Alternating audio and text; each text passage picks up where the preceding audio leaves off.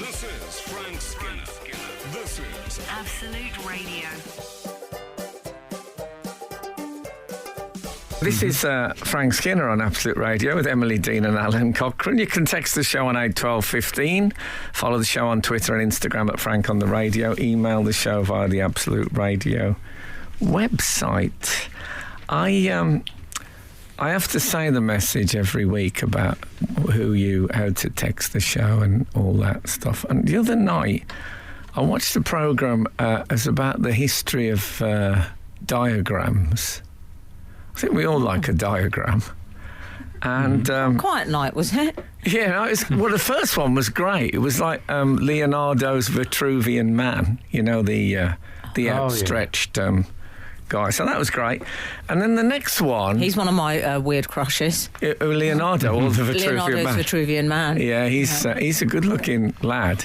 Absolute stunner. He's got that hair a bit like side bottom he used to bowl for England. Anyway, so and then the second one was Nicholas Copernicus.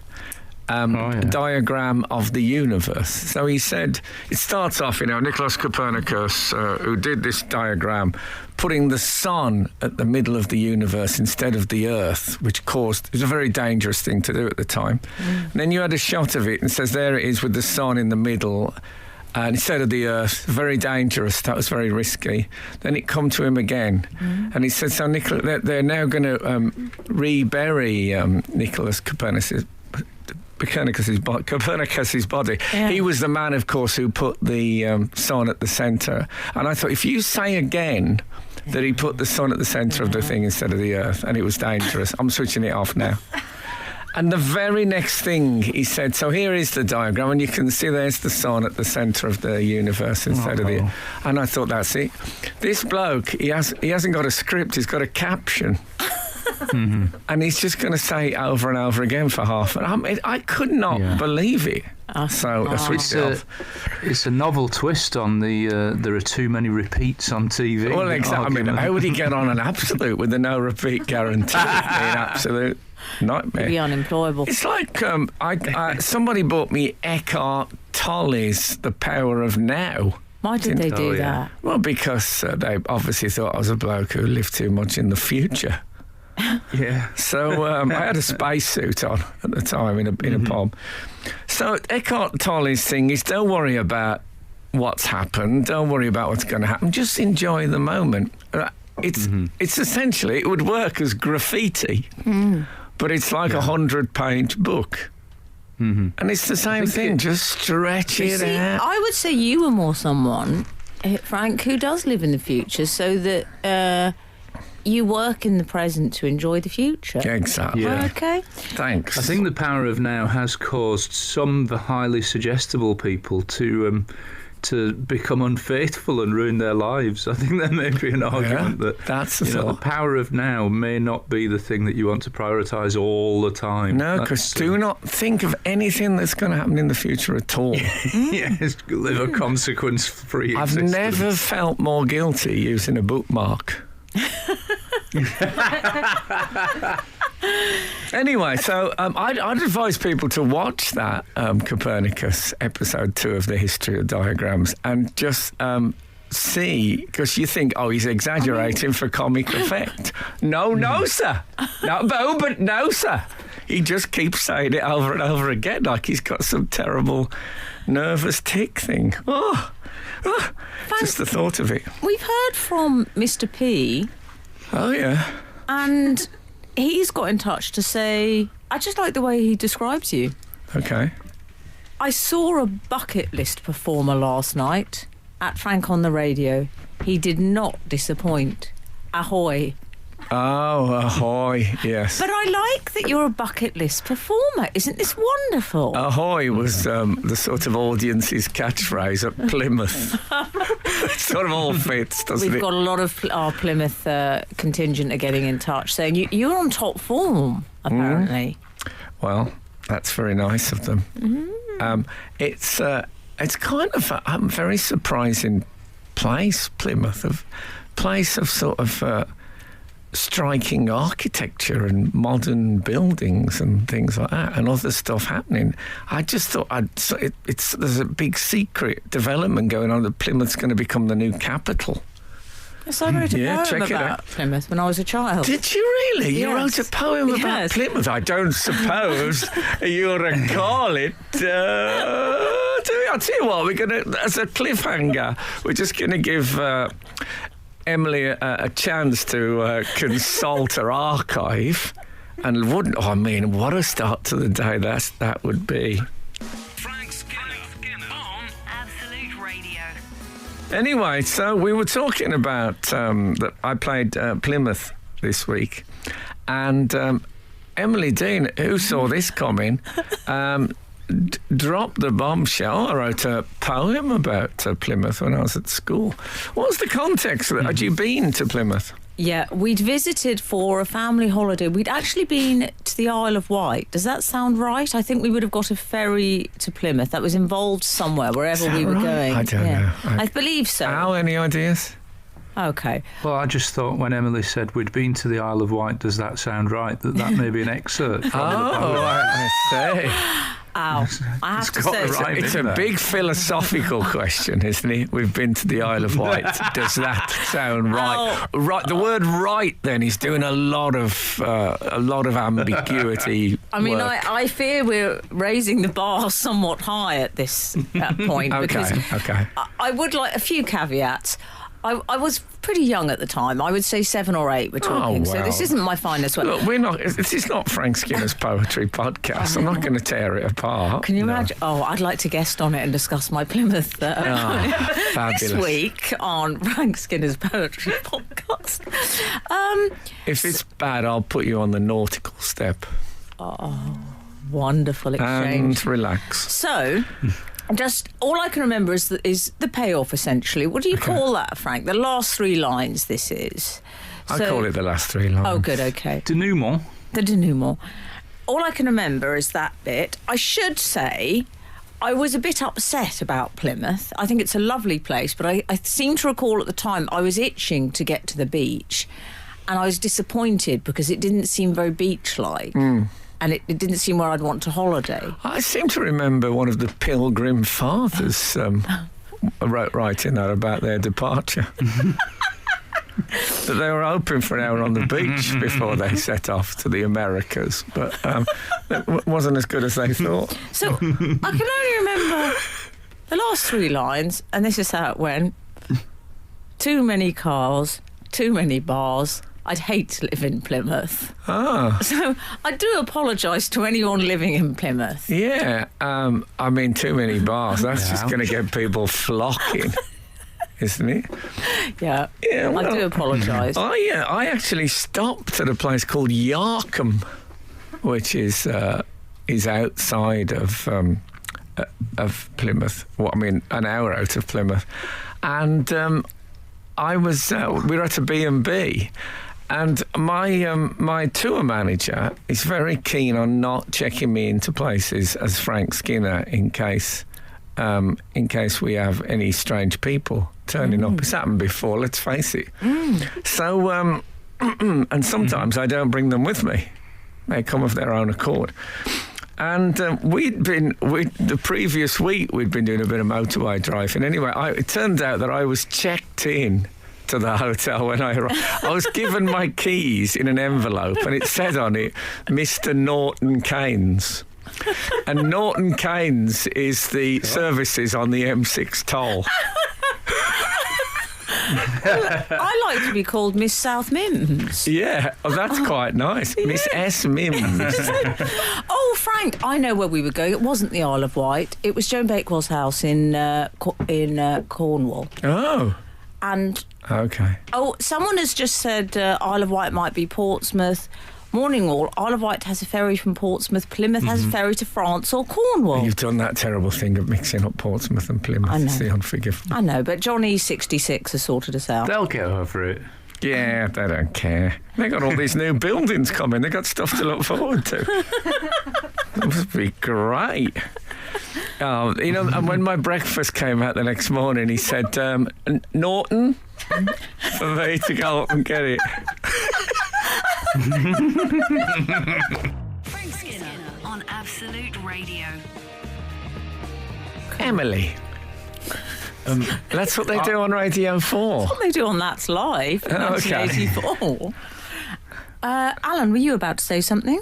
I was about to say, I feel like we need to clear up your faux pas, if I may say. Beg your pardon?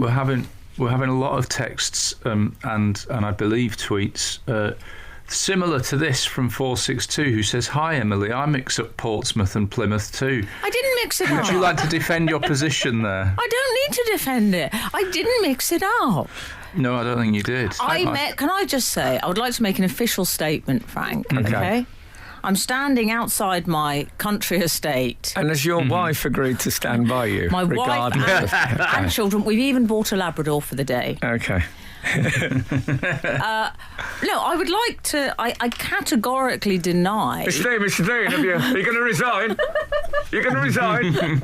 No further questions at this time. No, I did not mix up. I repeat, I did not mix up Portsmouth and Plymouth. No. Okay. I will concede, I got my destination wrong. We were travelling to Cornwall. We were not travelling to the Isle of Wight. I do apologise on behalf of my partner, my family. I think you've cleared that up. Thank you. I've made a terrible mistake. 462, I think 462 is bantering with you here. Yes. Hi Emily, I mix up Portsmouth and Plymouth too when I do my football accumulator bets. That's what I blame my losses on. When one of them two occasionally blows my bet out, I always think I meant to back the other one. See, Darren is sort of being, bantery. Yeah, no, I also it's a good way of getting through life. That thing about I would admit it was a mistake, not a bad decision. and having read some criticism of Emily, I now feel compelled to read a message, even though it somewhat breaks our not reading out praise on the show rule. Yeah. 021 has texted, "I saw Frank on Sunday at the Grand Theatre in Blackpool and was crying with laughter from start to finish." Can I just stop you there? I like that you've balanced the criticism of Emily with praise of me. Well, that, do you? You like I'm that? sure you do. Love it is the word I'm after. It's worked out very well for you. It does, it's the normal perfect. MO of the show. I realised that I first saw him live there when I was 16, and I'm 45 years old. Oh my goodness. I've seen him other places in between, they add in brackets. That's nearly 30 years of me telling people he's the best stand-up. Sorry for the praise. There you go. That is, the best stand-up. Come on. Oh, I love it. Anyway, is that the I think the fact that they apologised for the praise after saying 30 years of it's telling very people. nice. It's mucho appreciatum. It was a cracking night also in Black. I tell you what, they've got. Are you aware of this, Al? The comedy carpet. I am aware of the comedy in Blackpool. carpet. Do you know this, Em? No. There is a large. I don't know what it's a sort of flooring, and it's a large section of the front at Blackpool, and it's the comedy carpet, and so it's a lot of jokes. So you can walk around and read the jokes from way back, sort of the history of British comedy. And You know what we're asking now? well, interestingly, I was standing looking at this carpet, and a bloke went past and shouted, "You're looking for yourself, Frank?" Which, of course, was exactly what I was doing. Yeah. Well, it's just a philosophical question, really. Again, I like Exactly, that. yeah. Are you looking for yourself? What about if I said in a way we are all looking for ourselves? Anyway, I've got to get on. No, but I haven't finished yet.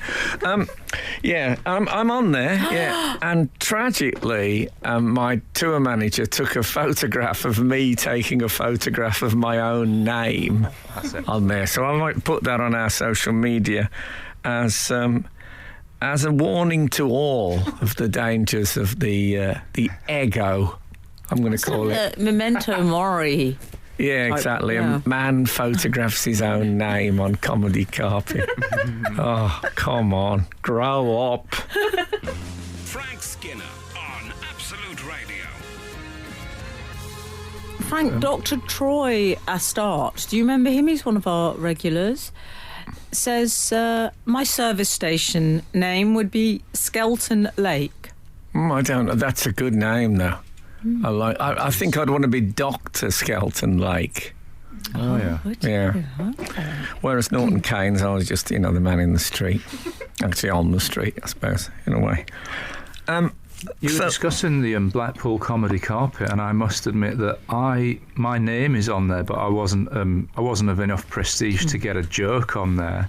But I have a photograph of myself pointing at my own name. I think it's fair. There must be every comic that goes there must go and have a look at themselves, even if they, I'm being upfront about it, for goodness sake.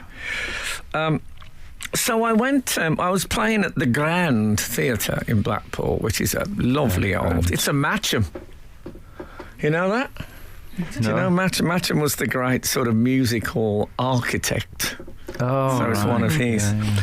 And we were looking at this, got a very ornate ceiling with all these great, these faces of like Shakespeare and Verdi and stuff, all the people like great centerpieces of theatre and music. And I said, is Jimmy Armfield up there? Now, it was a Blackpool-themed joke, and Jimmy Armfield used to be the captain of Blackpool. He's very famous, probably one of the most famous Blackpool players in the top 3 or 4 ever. And they said, no, he's in the box office. Well, he's no longer with us, Jimmy Armfield. So it turned out they've got the waxwork of Jimmy Armfield from, I don't know if you know, in Blackpool there is a Louis Tussaud. Not Madame. Louis Tussaud was sort of the Jamie Murray. Yes. To her Andy Murray. And he went off and did his own. I think he was a grandson or nephew or something, and he went off and did his own waxworks. The one in Blackpool, when I went in my youth first there, was a very, very poor waxworks indeed. I mean, it really could have been anyone. It may well have improved. I don't want to stop anyone from going, though I'd say the reasons for going in those days were strong, because you did go in there and think, oh my goodness, Muhammad Ali. But Jimmy, so I said, well, can I have a look at Jimmy? And they've sat him in this little booth halfway up the stairs. It used to be a sort of ticket booth. And they've put him in the uniform of the Grand Theatre. And it's old Jimmy Armfield. It's not Jimmy Armfield, the dashing Blackpool and England right back. It's old Jimmy, and it's a terrifying. Those waxworks close up. He looks.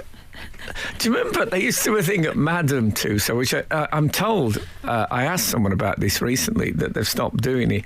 They used to have murderers and like serial killers and stuff, and they used to put them in their own clothes.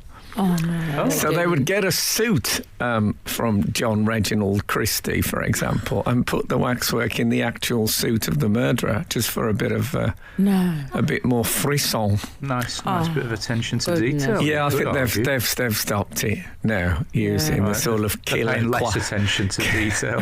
Sort of killer coiffure. Anyway, they've stopped that. But I'll tell you what, I'll also put a picture of Jimmy Arm. I mean, it was a frightening. I mean, I, in my opinion, a right back should be many things, but not sinister. You don't get sinister right backs. They are solid citizens of the football world. You know what I mean? Obviously, he's a fairly solid citizen. There might have been a bit of giving him in the hot snap we had back in August. Frank Skinner. Absolute Radio. So I decided to get, if I'm in Blackpool, I've got to get rock, So I went to get my son a stick of Blackpool rock, and I haven't bought rock for a long time. What would you say was the default flavour for rock? It's the pink with the white middle. Oh, isn't it? that's Rather the than colour. if it has a flavour. But what's the flavour of that, would you say? Hello, Frank. Sugar? I would say peppermint. That interesting because it. This is Stephen Fry. They had the classic. No, because I actually know this rather than just reading it from cards. It had the classic traditional pink sleeved stick of rock, and it said peppermint flavour. And I thought, God, I don't remember it having a peppermint flavour. I wonder if they've messed with the default Blackpool rock. And I ended up going for a sort of candy striped strawberry flavour. And I'll tell you, the greatest modernisation act on modern rock is, the free range label. I say free range, it's not secured. It's just wrapped in with. It moves about when you. Sometimes you unwrap it, the label falls out. And the strange 1930s black and white photography. No, on but it. that's what's changed. It's in colour now. Shut up. The free range label features a colour photograph. It's still got. Giving a round of applause for progress there. It's still got a great many E numbers listed one after the next in the sort of contents of this rock. Glad to hear it. Did I tell you, a mate of mine, by the way, many years ago back in Smethwick, they were trying to get people to eat this cheese, so they were eating piece of bits. They were giving out samples of it, eating piece of bits. Just speaking my own language.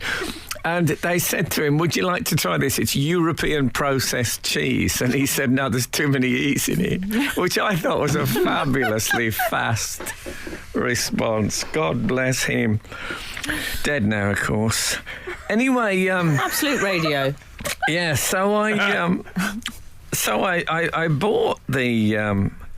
I bought the rock, and then in a nearby... in a shop window, you know what I was telling you about poppets, the sort of industrial version of bubble wrap. So they're like toys where you press the things through and then I saw the biggest one I've ever seen in the shop window. It's Incredible Hulk poppet. And I thought, gotta have it. So I went in. This is something that doesn't happen in London, not to me anyway. I picked it up and I said, how much is this? And I saw the label on it, $14.99 as I spoke. Quite expensive for a big poppet.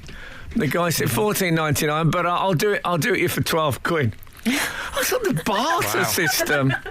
Barter system still exists in Blackpool. And I thought, when you say barter, I mean, it's not like you'd had to work that hard to drive them down. Just the tone in which I said $14.99, I think had done. Maybe I could have got him down to a tenner, but I was so delighted. There might be people from Blackpool going, no, there isn't a barter system. That was Frank getting a celeb discount. I think I get 3 quid off stuff. I thought $14.99 was a bit... Maybe we should try that, though, just going into shops saying, is that $22.99? No, I do it a lot. It doesn't normally work. In London, doesn't work. The thing was, what shop was it for sale in? You're not going to know. Okay. It was in a vape shop. Oh, if there's one thing I like, it's a retail intruder. You know, when you go into a shop and something that should not be in that shop is for sale in there. I mean, a poppy in a vape shop. Pop it in a vape shop, I know, it's serious. This is Frank Skinner. This is Absolute Radio. This is Frank Skinner on Absolute Radio with Emily Dean and Alan Cochrane. Text the show on 81215. Follow the show on Twitter and Instagram at Frank on the Radio.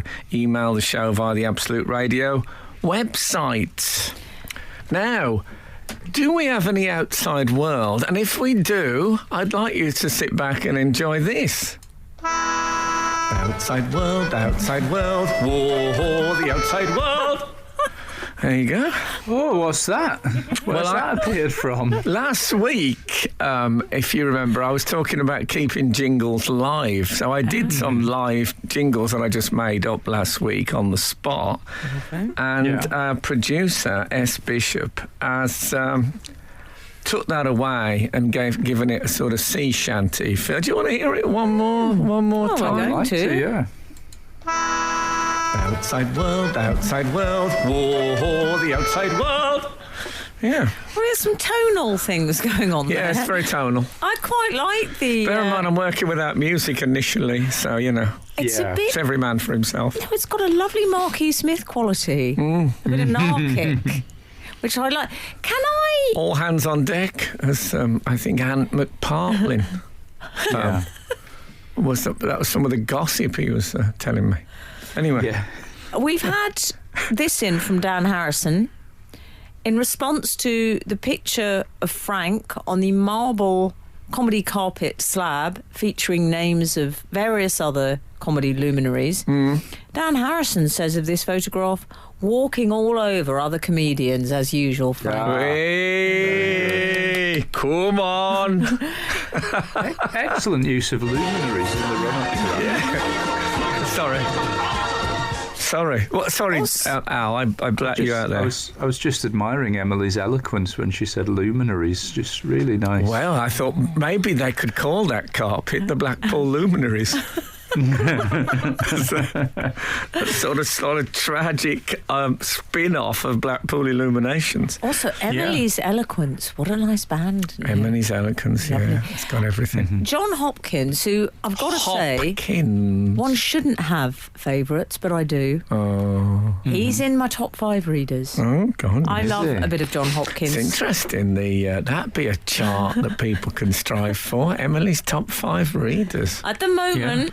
I'm just saying, it's competitive. He's Hoppy's definitely in there, is he? I love me some Hoppy.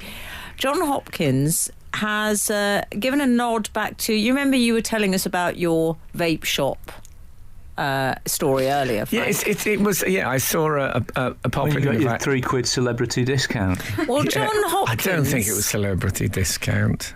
I'm sure it John was. Hopkins has said, I loved Frank's pop it in a vape shop story. Right. We have the mother of all retail intruders. Now, see, he's taken on the phrase retail intruders. has it, John I only Hopkins. said it once, and he's picked it up and he's run with it. This is why I like The it. retail intruder, in case you don't quite, is when you go in a shop and see something, you think, why are they selling that in this shop? Okay.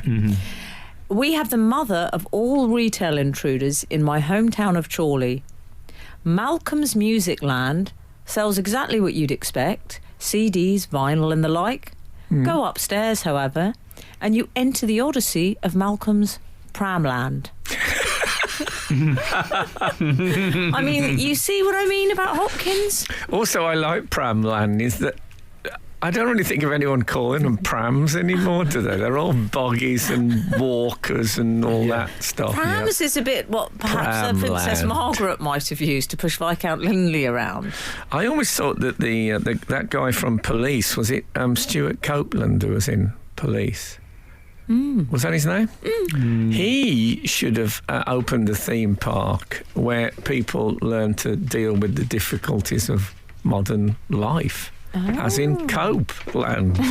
Oh, yeah. Yeah. Yeah, I think that'd be good, helping people sleep, not letting things get on top of them. There's also Beast PR. Oh, yeah.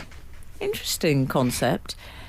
They have... Do they make the Incredible Hulk puppets Beast PR? I think they do the PR for Beast from Beauty and the Beast, maybe.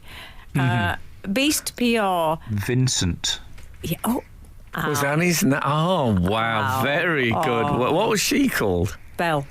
Belle and Vincent, was it? Okay. Vincent. I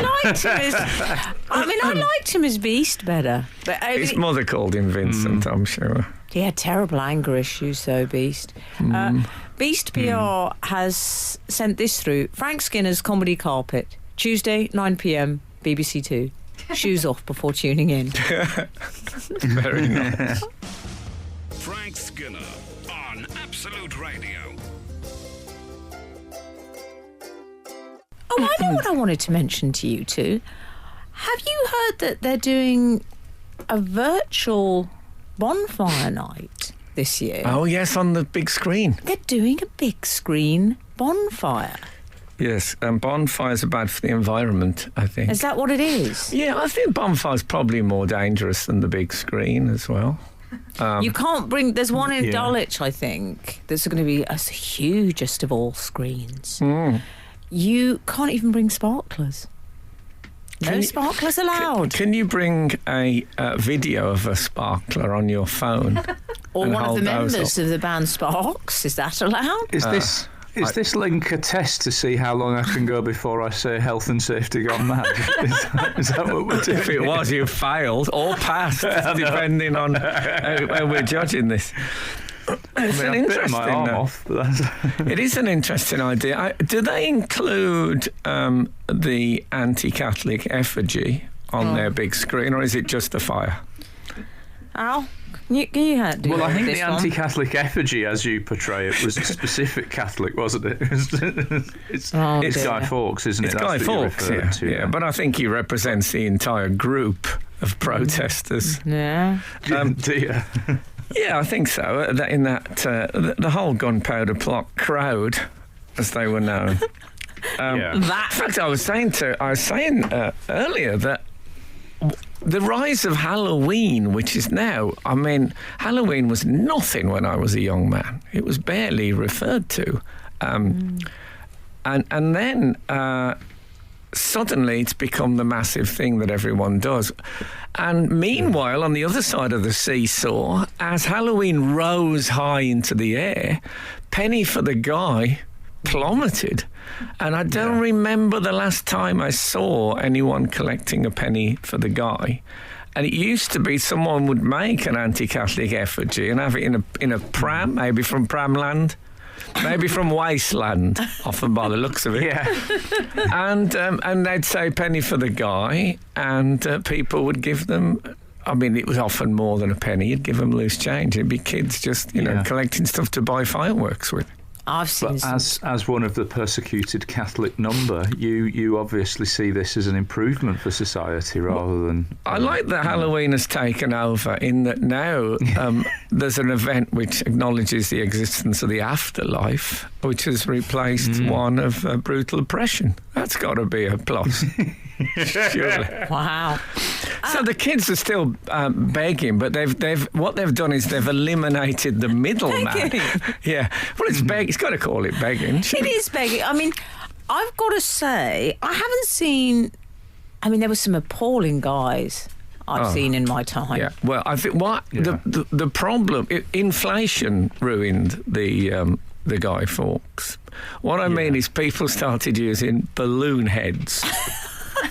Oh. And that for me, I mean, what you think? What is this? Is this Guy Fawkes after he's been pulled out of the Thames after 3 weeks? I don't know about you.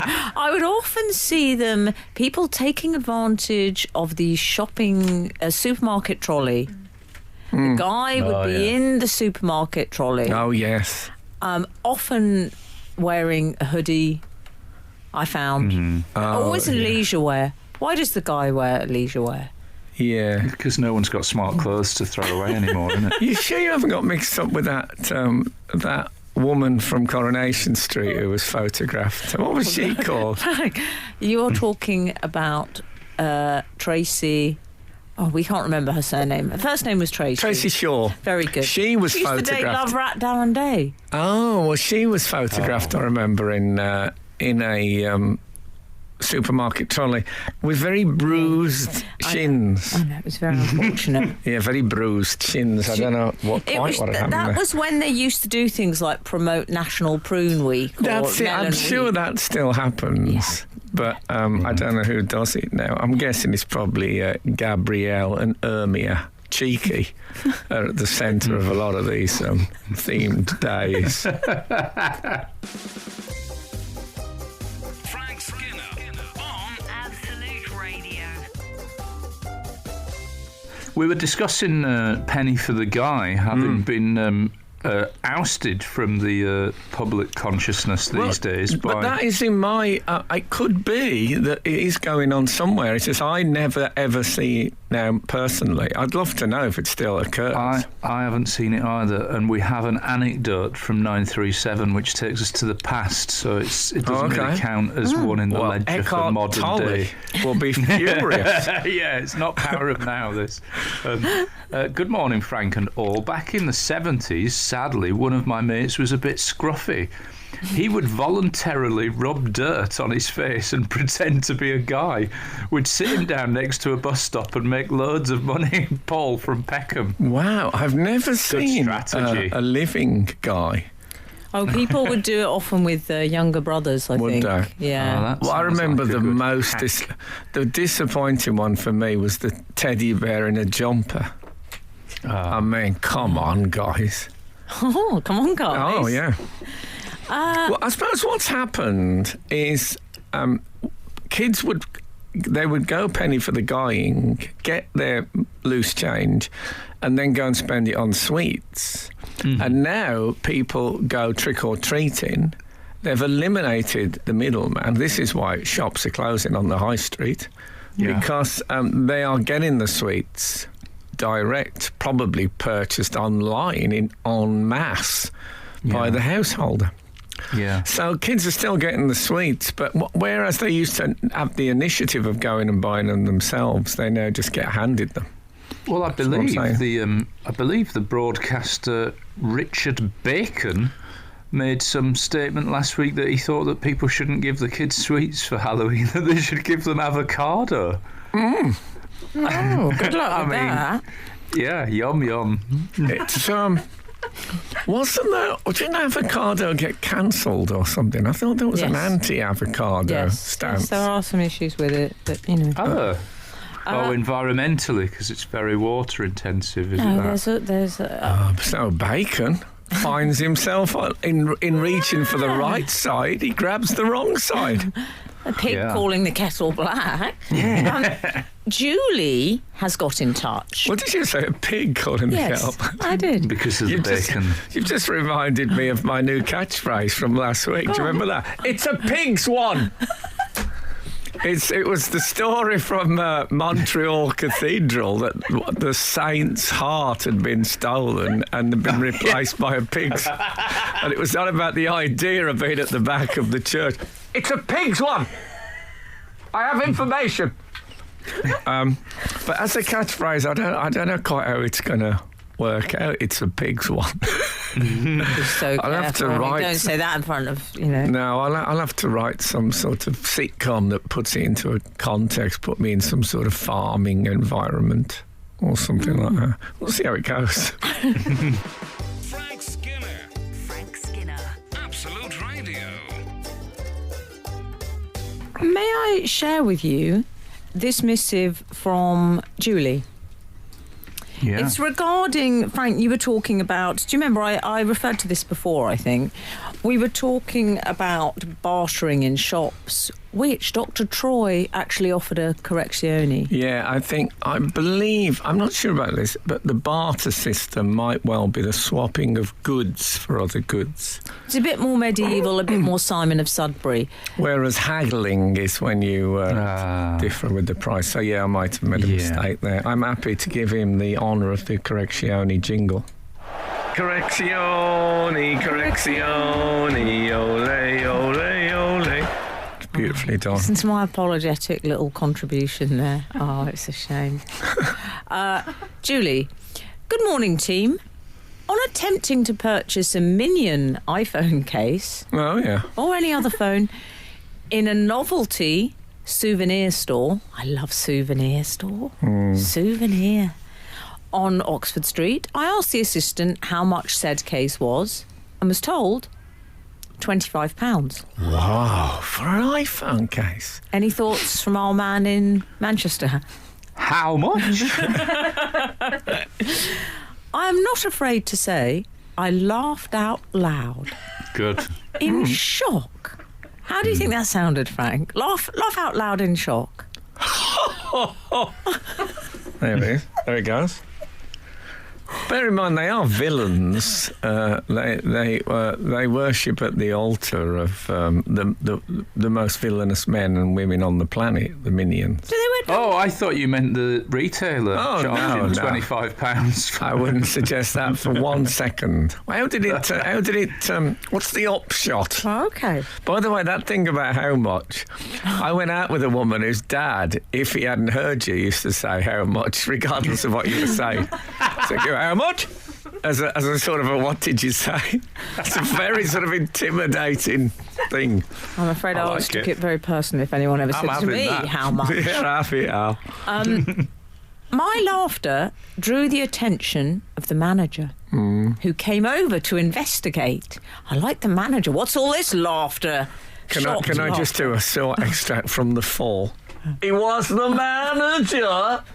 Okay, that's from Eat Yourself Fitter by The Fall, if you want to go and check it out. Of course it is. I explained that £25 was rather expensive for a novelty phone case. The manager turned to his new assistant and said, "No, you can't charge her that. She's from round here. Oh, wow. Will £5 be okay?" Oh, my goodness, it was a tourist price, was Phone it? case That's some purchased discount. at local rate versus tourist rate. Each time I pass these stores, I have a good laugh. Have a great day, Julie. You see, I think now every time I pass those stores, I will feel desperate despair at the dishonesty of the proprietors. £25. I mean, come on. That is some You can't discount. charge her that. She's from round here. No wonder the tourists have stopped coming. Oh, no, I think there was some other reason. I can't remember, what it was. Frank Skinner. Frank Skinner. Absolute Radio. Absolute Radio.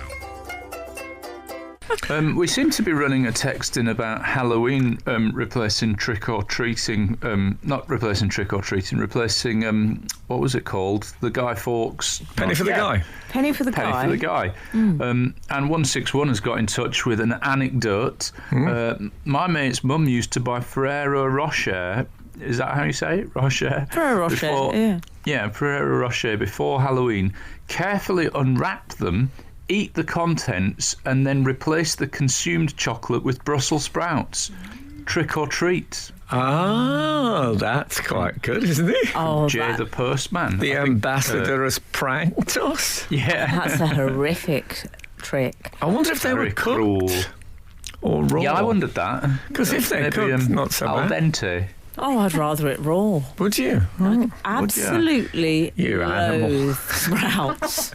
I loathe sprouts. Let's run a text in. How do you like your No, it's citrus vegetables cooked? Let's not do that. I still do that thing of cutting the cross into Oh, the yeah. base of the... and I have no idea if that does any... I did the same thing with chestnuts. All the winter foods I like to cut Yeah. across into. You really favour a Dickensian fare, Yeah, I do. I Yeah. find. Roger Turner has been in touch. Good morning, team. Combining two of this morning's themes, I have a very strong recollection from my childhood days of guys being pushed around in prams or pushchairs. Oh, the pushchair. The pushchair guy. I didn't like the pushchair guy. I think that was mobility. Once you felt you'd milked a certain area, then you'd go elsewhere with that guy. Yeah, yeah. Okay, well, tell me about it. Yeah. I mean, my let's not goodness. go into that. So, we've also had 597. Hi, Frank, Emily. They said al. I think they mean et al. Oh, yes. Okay. Oh, Isn't Yeah. the price on an item in a shop technically an invitation to treat? So they've said to treat, so you are free to haggle at the point of purchase. Okay. Anyway, off No, to I would buy- say no is the answer to that. Well, that was Simon of Sudbury who says, I'm off to buy a new winter cassock now. But I think the price on something in a shop, I think of it as, I am a very obedient kind of a person. As I've told you before, I don't think in my entire your friends life, have told us before. I don't think I've ever had an after 8 mint before 8 o'clock. I just follow the rules. So if I see a price in a shop, that's it for me, really. In a shop, if it was on a market stall or something, But Right. I wasn't actually haggling in Blackpool. I think the man misunderstood my tone. He self-haggled, didn't he? He did. He self-haggled. I would say you do follow the rules. However, you are not a people pleaser terrified of upsetting the apple cart. You have integrity in that sense. Well, thank you so much. I don't know what to say. This is your life about to happen? I just felt it needed to be said. Was that? That wasn't This Is Your Life. That's Mastermind. No, That I was- just felt I Yes, didn't want it you to was. paint yourself as some petty, small-minded person. Thank and that's you. very far from the truth. Mucho appreciatum, as they said in ancient Rome. Okay. Harry Potter, probably. Did they say it in Harry Potter? No, I don't think so. No. Maybe in Merlin. I mean, they said a lot in Harry Potter, let's face it. It's hours of it. And all brilliant, in my opinion. What about that? Agreed. Light review? Harry Potter, very good. Frank Skinner on Absolute Radio. Anyway, this is Frank Skinner on Absolute Radio with Emily Dean and Alan Cochrane. Text the show on 81215. Follow the show on Twitter and Instagram at Frank on the Radio. Email the show via the Absolute Radio website. Frank, M.H. Whittington has been in touch to say, I love the way Frank follows the After 8 rule, but doesn't abide by the oppressive 12ths. Hashtag Maverick. Yes. He's unpredictable. Well, yes, I don't. The oppressive 12ths, in case you're new to the show, the hour, of course, is split up into 12ths, 5 past, 10 past, quarter past. And I've got my, you know, when you list alarms on your thing, Fun. on your phone. I'll go to my alarms now. 4:59, 6:04, 6:09, 6:21, 6:44, 7:21. You get the picture. You're an alarm inspiration. for Yeah, everyone. exactly. So I never go. There is, I think there's one 7:40 on there. I don't know what happened that day. Boring. Yeah, So I obviously know. You had to wake up to be Mr. Boring. Yeah. Oh yeah, that's it. I was being Mr. Boring that day. I forgot. In a Mr. Man dramatisation at my local theatre. Hey, bit of acting. Is there a work. Mr. Boring? Happy for it. No, but there absolutely should be. Yeah, I think. Mr. Reticent, I'd always like. Uh-huh. Yeah. I'd like to bring up sartorial elegance in a news story Before here. you do, Al, can I just quickly interject that I think Oh, yeah. Frank's actually missing what his true Mr. Man destiny.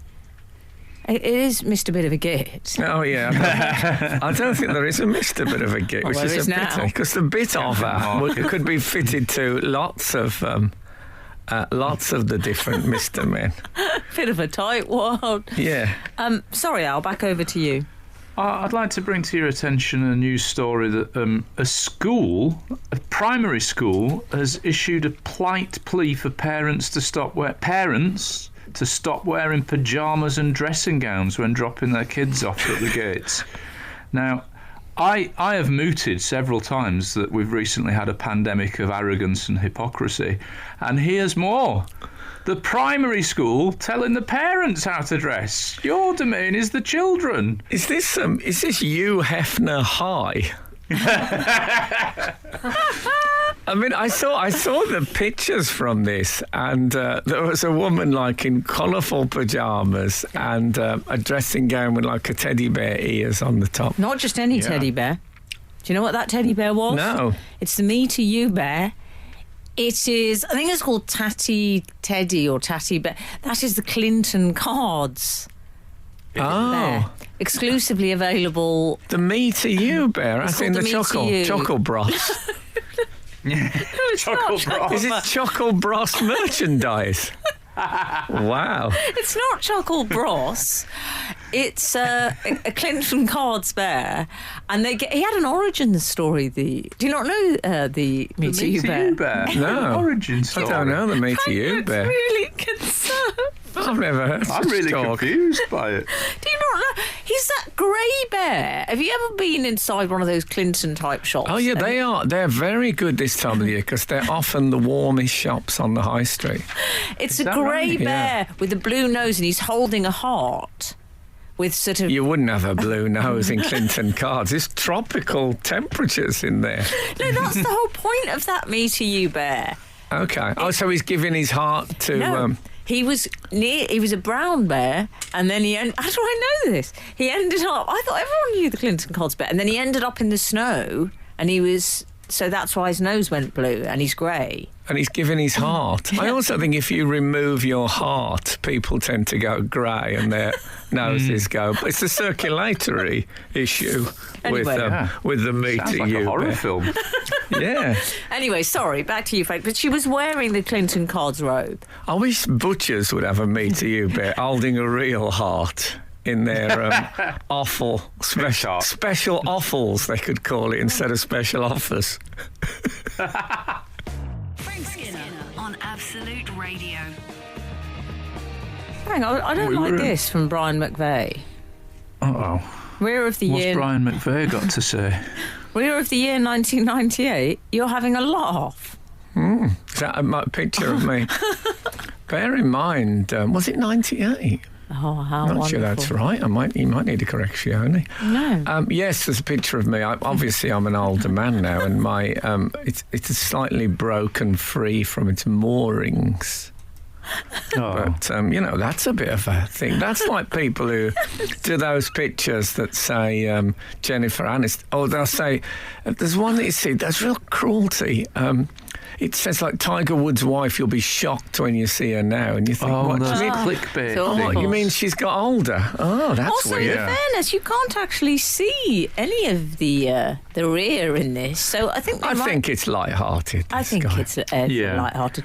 Should Well, we just to return balance the school? things out, well, Ian Angle has texted a joke regarding the school story. If anybody's just joined, we're discussing a school that has issued a uniform warning for parents in what I think is a moment of arrogance. Went a bit high there. Yeah, I think I'm so shocked by this. Surely it's overreach on the school's behalf. So they don't want parents turning up in pyjamas and dressing gowns. Ian Angle has said perhaps they're worried about traffic gym jams by the schools. Like traffic jams. Ah, very good. Are they planning like it. to ban fathers in pyjamas? Ban fathers in pyjamas. Yeah. What's the tune to ban fathers in pyjamas? I mean, pyjamas. Bananas in pyjamas. pyjamas. Are coming down the stairs. Yeah, ban fathers in pyjamas from picking up their kids or dropping off, Yeah. etc. You get the picture. There was one character photographed in for a national newspaper, ashamed in his nightwear, doing the drop-off, and a lot of these parents seem to favour the soft fleece dressing gown, Yeah. the type that goes a little bit Cookie Monster after one too many wearings. It gets a bit matted. Does it? Yeah, it's about 4 wearings you can have, I find, before it goes Cookie Monster. And the man had that, fine, but he had my most hated thing, the trainer sock with a slide. Okay. And it's the chaps of footwear for me, the trainer sock. The cut-out sock, I can't abide. But I felt sorry for them being ashamed. However, I'm sorry, Al. I'm going to say, I think get dressed, love. You're team school, aren't team you? You're school. with these I'm authoritarians. I like the idea. There's a suggestion. Drunk on power, running an infant school, thinking they control grown-ups. Yeah. I like the idea, for me, that the kids are arriving at school during that period designated snooze on the alarm clock. The idea that they might be going back to bed after is... Yeah. Yeah. I don't think they are. They might be shift workers. I'll tell you what I actually think. I think people are getting up as late as they can, which is fair enough. And there seems to be no suggestion in this article that the kids are not arriving in their school uniform. So these are selfless parents who were prepared to turn up any old how to make sure their kids are there on time and dressed. Well, these are heroes, these people. Agreed. We should be celebrating them. I just think possibly if you are going to wear the nightwear outdoors. I mean, the Me to You bear dressing gown, let's be honest, there was an old stage manager friend of my mother's, bit of a glasses on a lanyard type. Right. And he would I'm tense at what he's going to... frequently say of anything you were wearing, "That's been a very good friend to you, dear." I think the Me to You dressing gown might have been quite a good friend, is all I'm saying. I'm seeing it as sort of late night fire drill chic that they're arriving Is it also a bit patients outside a hospital smoking? Oh yeah. I live near a hospital. I have seen people literally have brought their drips out to have a cigarette outside. Respect. Obviously kids smoking is very bad for you, but I also do like someone who's with that level of determination and focus. Frank Skinner on Absolute Radio. We're talking about the people wearing items of clothing that have been a very good friend to them. Well, it's sort of... it's people turning up in their PJs to drop their kids off. If you imagine Wee Willie Winky doing the school run. No thanks. It's that kind of thing. Though no one wears those hats anymore. Did we really? Well, we've discussed this on this show. Scrooge sat in the nightcap chair, didn't he? Was there anyone else we could think of? Yeah, there was twins, I think, in Lord Snooty's gang that used to wear those nightcaps. We've done some pretty obscure themes on this show. But who's in the nightcap chair is a pretty good one, I would say. Yeah, who do I picture in a nightcap? Scrooge is certainly, he's a Laurel and Hardy. They had a few. Oh, wow. I'm going to let you have that. Yeah, I think Stan, certainly. I can see him being all over. And socks, very thick socks in bed as well, Laurel and Hardy. What does W.C. Fields wear in bed? I don't know if you ever saw him in bed. I wish I'd found out. He's one of my unlikely crushes. I'll say. Is he? Oh, I'm obsessed by him. A night in old Moscow. Do you know? Interesting fact, I believe it was W.C. Fields that nicknamed Buster Keaton Buster. Is that right? I believe so. Oh, poor Buster. It was all a bit unfortunate. I didn't know that. Can we please talk about one of the comments made by someone I'm going to call one of my lot, Al, a fellow parent, in supporting the polite, close quotes, notice. This parent said, "Some of the states you see here is unbelievable." Some of the states. Some of the states you see here is unbelievable. So now the parents are turning against Is that what each other. Christopher Columbus said? It's a civil war. So, yeah. I Maybe needs to speak to Frank about the old judge not lest ye be judged. Huh? I did think there's a fabulous... there's a Samuel Johnson essay about idleness, where he talks about people whose night differ from their day only in as much as a bed differs from a couch. Frank, you know there's an acronym for this kind of dressing, by the way. Is there? Is there? It's called... I love an acronym. Well, it's this kind of attire is called NQD, not quite dressed. Oh, okay. Oh. Which is, because it's sort of, it is from our American cousins, Okay. isn't it? That sort of leisure wear as outerwear. Innerwear as outerwear. Well, it's interesting for me because I've asked you about this before, Emily, and you've never really given me the real... I have dressing gowns. I own 3 dressing gowns. Big man. One of them is has monogrammed FS on the breast. Oh, actually, I own more. I own a West Bromwich Albion one with the badge, and I own an 11th Doctor. Listen to Radio 4's dressing gowns I have known. And I by never, Frank Skinner. ever wear any of them because I cannot find the window when you are supposed to wear them. I get up in the morning, I either get dressed or I have a shower straight away, and after a shower I put clothes on. When does it happen, the dressing gown? You're washing too soon in your day, mate. That's Can what I? you're doing. You I think? will be prepared to think answer so. this question. Okay. after a musical interlude. I would say, I know, Al, we've discussed this before. Frank, we've established before on this show that Frank is the only person I know to refuse. He refuses to wear the complimentary robe in the hotel room. No, I never wear that. It's still, not only is it still hanging up, the belt is still knotted. You know, they knot the belts I don't often use those either. Absolute psychopath.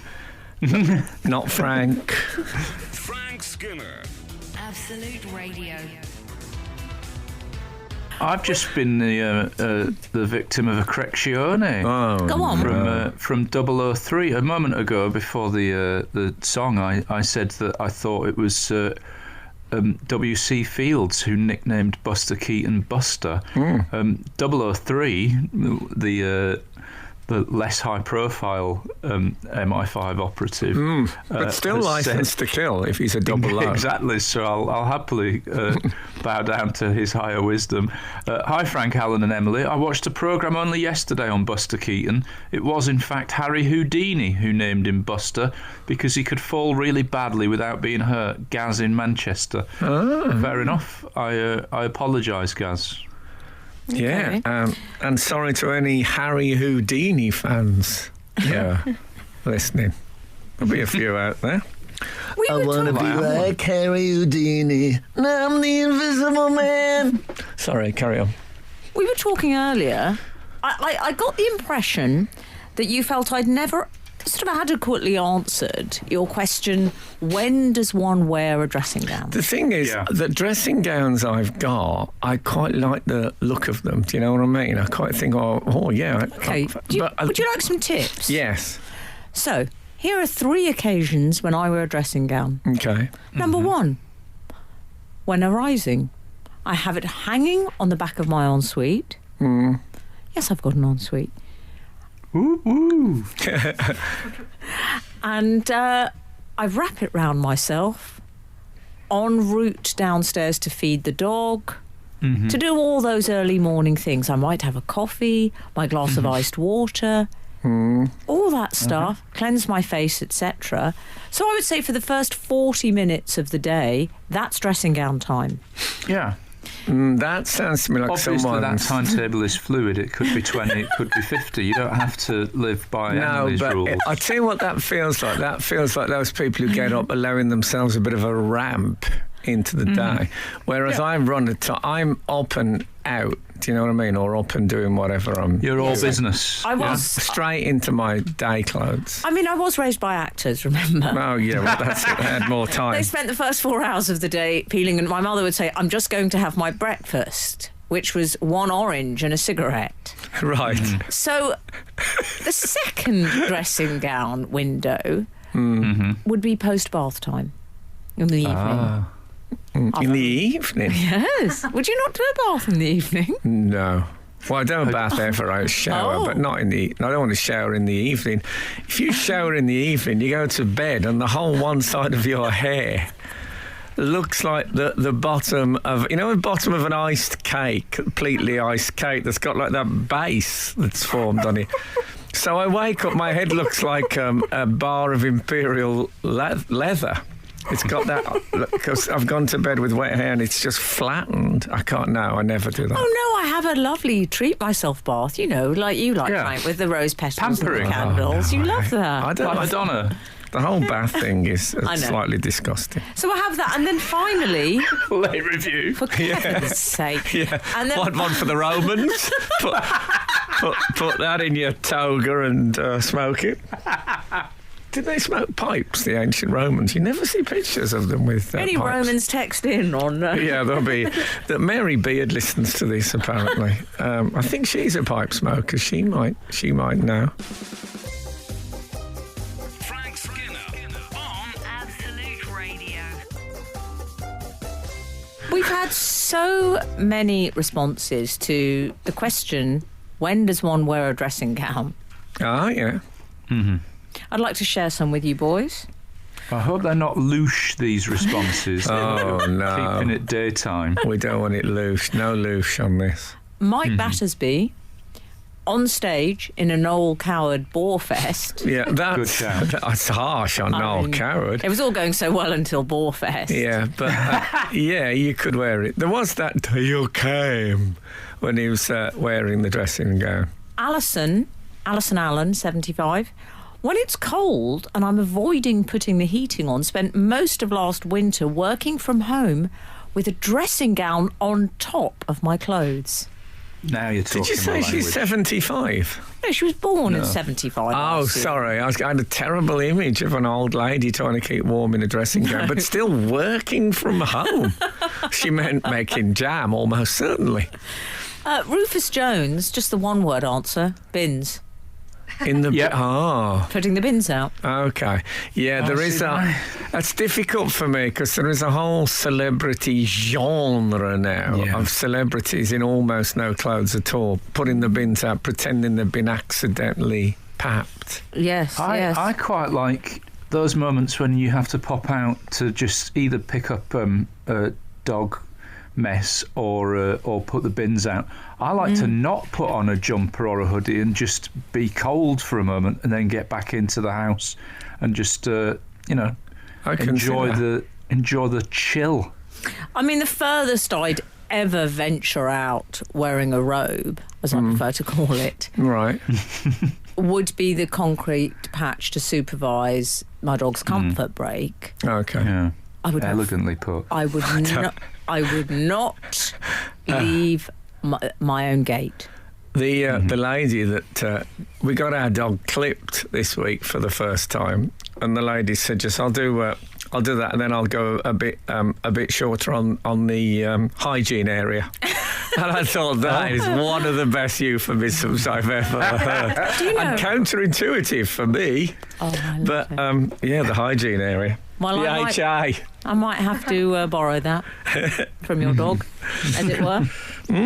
Okay. So, here's something. Before ye go, I passed on the. I know there's a lot of motorway talk, but I've been on the motorway a lot this week. I passed a large truck that seemed to be selling.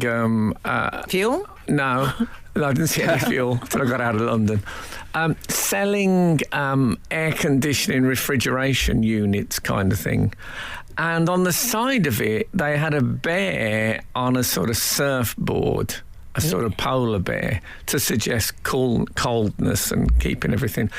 And my goodness me, if they had not copied the bear from the Follow the Bear, they'd just taken that logo. Oh my God, I've just hit them.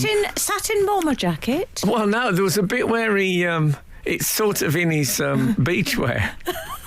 Isn't if you remember Follow the Bear's beachwear. But it was him, the shades. Not Trilby at a jaunty angle. I mean, I was shocked to see him moonlighting on the side of a van. And I did follow the bear for about 3 or 4 miles. But can I say no Heineken was involved? Was it Heineken with that bear?